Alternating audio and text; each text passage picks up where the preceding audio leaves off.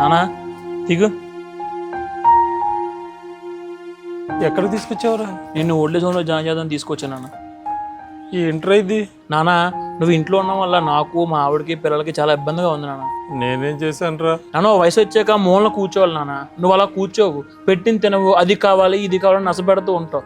అంటే చాలా ఇష్టం భరించడం నాన్న మేము. సరేరా, నీ ఇష్టం. పద.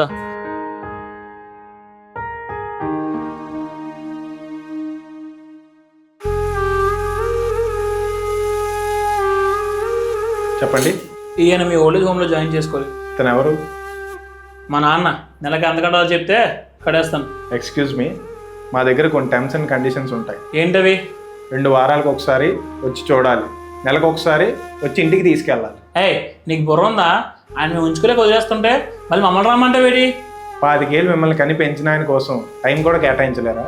ఇది నీకు అవసరం లేని విషయం, ఎక్కువ మాట్లాడుకో. చూడు భయ్యా, 50 ఏళ్ళు దాటితే వాళ్ళు చిన్నపిల్లలతో సమానం.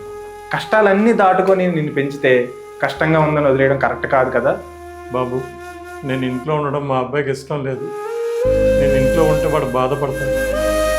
వాడు బాధపడే పనులు నేనేం చేయలేను. అందుకే నాకు ఇక్కడ ఉండడం ఇష్టం.